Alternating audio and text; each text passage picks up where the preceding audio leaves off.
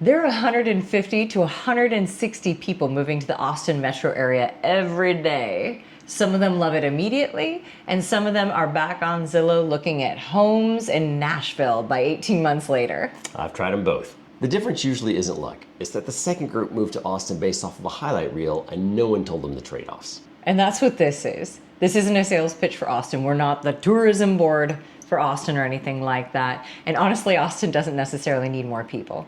This is the conversation we have when someone calls us from California or New York or Chicago, and they're wondering whether or not they should actually move here. I'm Elise Black. And I'm John Blackman, and together we run Heart of Austin Homes, which is a boutique real estate brokerage here in Austin, Texas. And in the last 10 years, we have helped over 450 clients with homes ranging from $150,000 all the way up to multi-million-dollar estates. And also, about 20 years ago, we moved to Austin from Seattle. So we've had this actual conversation ourselves for our family. We've lived all over Austin, and at this point, we live in Rollingwood, and our kids go to school here. Also, John spent years building houses all over Austin. And so when we walk into a house, he's seeing things that I'm not. Now, we don't say that to impress you. Well, maybe a little bit. But a lot of relocation content is made by people who just got here 9 months ago. And we want this to be from the standpoint of people who've lived in a variety of places around the city, who've helped people buy and sell all over the city. Our kids have gone to multiple different school districts, and we've really seen people arrive and thrive, and other people choose to head out. The chapters are in the description below, so if you want to skip around, just go ahead and do that. Let's start with why people actually move here. Here is the honest list in about the order that people actually say it to us. Okay, number one is taxes. Show me the money, right? Texas does not have a state income tax, and very few states can claim that. So when people are coming from California or New York or other states, the tax calculation really comes out in their favor, and it's a real deal. However, there is a catch, and we'll get back to that later on in the video. Number two is space, and we're not talking about square footage. They say everything is bigger in Texas, and that is no joke. I mean, everything from your yard to your garage to your driveway to the square footage to the size of your bedrooms. And I mean, if you're coming from a city where a 2-bedroom condo is a triumph, actually having a yard where your kids can play is a bit mind-blowing. Okay, number three is that Austin is an outdoor city, and I think that it's very underrated because there is a green belt that runs right through the middle of the city. You've got a lake right in the middle of the city. Barton Springs is 68 degrees year-round. We're taking our kids there tonight. You can be from your desk in the woods hiking a trail in like 11 minutes. And number four is that it's still weird. Right? It's less weird than it used to be. Sure, plenty of locals will tell you that, usually unprompted, usually at length. But there's still plenty of strangeness, everything from independent music scene, independent restaurants, and all sorts of good stuff. It hasn't fully become a suburb of itself yet. Not to mention all of the weird characters on South Congress. Uh-huh. And number five really is still price. Now, prices in Austin have come up a little bit in the last couple of years, but what you really have to look at is the median income divided by the median house price. And the ratio here in Austin is still pretty good, especially when compared to other metros like Seattle and New York and Los Angeles, where people come from. Okay, so let's do some real numbers because the word affordable is doing a lot of heavy lifting in content around Austin right now, and it really depends on where you're coming from. The median home price in the Austin metro, which goes from Georgetown to Kyle, it's a big area, is $435,000. In Austin proper, it's higher. Yeah. In Terrytown or Westlake, obviously it's a completely different conversation. For example, in Eanes ISD, the median home price for the last 90 days at this point was $1.9 million. Quite a difference. Here's a useful way to think about it. If you're looking at homes under $400,000, you're talking about neighborhoods like Kyle and Buda, or more affectionately known as Buda Kyle.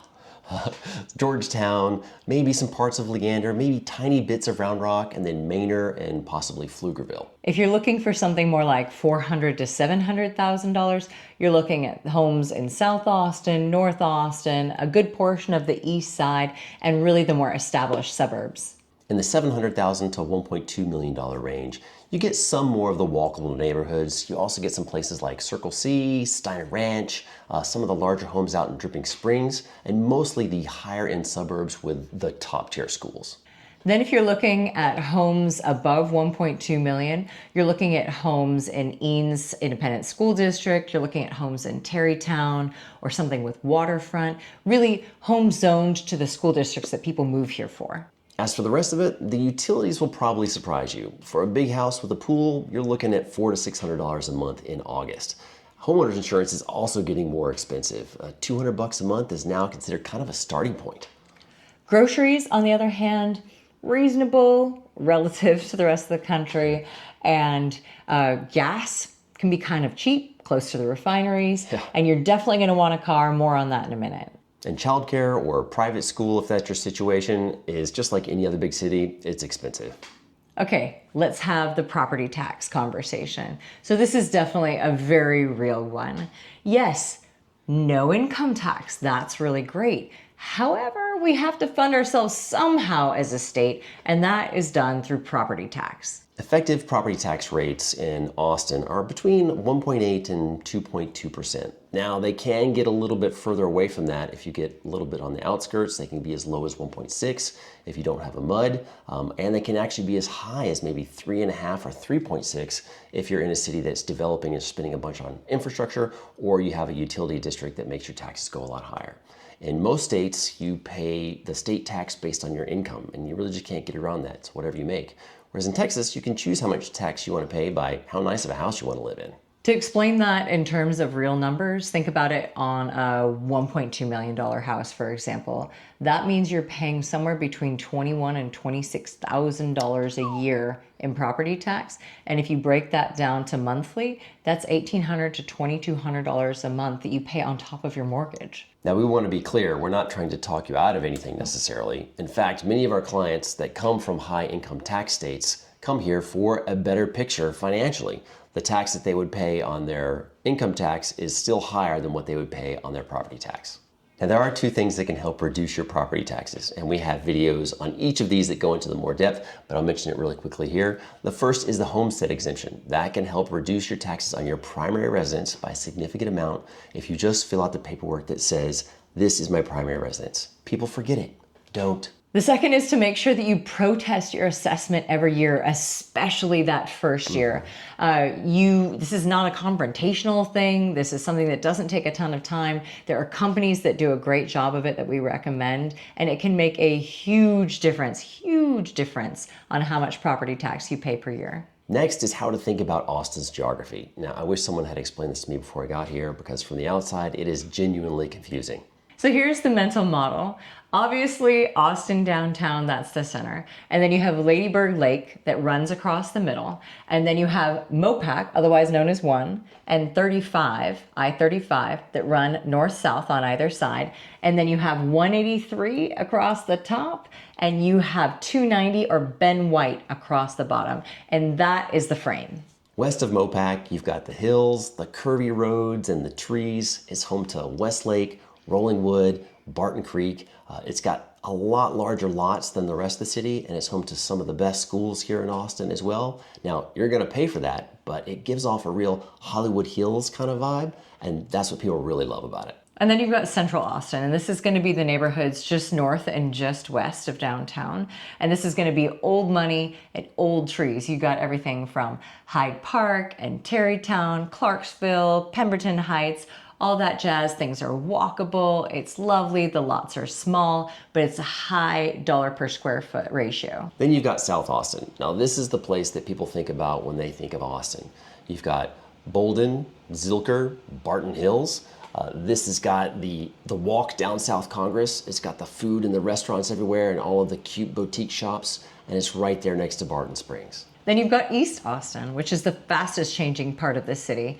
You have amazing food choices, you have tons of new construction, and there's a real history of displacement that obviously is worth exploring before you move here. Speaking of that new construction, I've actually built homes over there for about the past 10 years. And because of its proximity to downtown and because of that gentrification that we just talked about, it has gone through a big transformation where homes used to be not that expensive. And as the new construction has come in, it's gotten more and more so over the last 10 years. But that's also where a lot of the young energy of the city loves to thrive and play. And then you've got North Austin, and that's kind of the tech hub of Austin where a lot of the tech jobs are. You've got Northwest Hills, you've got the Domain, and then it extends out through Cedar Park and Round Rock and Leander, and these are their own cities with their own school districts and a lot of families. It's kind of like the Redmond of Austin if you're from the Seattle area. It's going to be, like she said, where all of your employers like Facebook and Indeed and Dell are all hanging out there, and all those employees tend to live in that area. Then you've got Southwest and Hill Country, and that's everything from Circle C, Oak Hill, Belterra, Dripping Springs. This is newer construction, it's more space, it's longer commutes, but it gets genuinely beautiful out there. The builds out there in the mid-'80s were in Shady Hollow, which is in the southern part of the city. And then in the 1990s, Circle C really started to fill out. And then Belterra started to fill out in the 2000s. And now in the 2020s, we've got a lot more construction happening in Dripping Springs. So you can kind of choose your newness based on how far you want to get out of town. And then there are the lakes.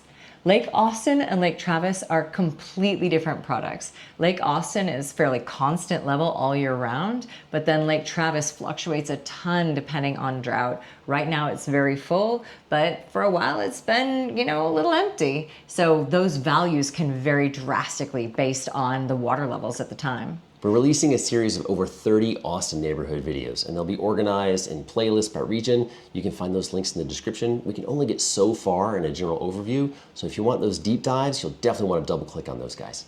Next up, let's talk about schools, and we're going to give you the quick and honest take on this. Austin has a number of really good school districts, and which one you're in affects your home value more than almost any other factor. First up is Eanes ISD. Now that's Westlake, Rollingwood, and the surrounding area. It is consistently rated one of the top school districts in all of Texas.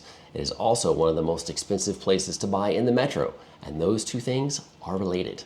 Next up is the Lake Austin Independent School District, and this one's excellent and it's growing really fast, and you're gonna get more house for your buck than you will in Eanes, but you're also gonna pay for it in your commute time.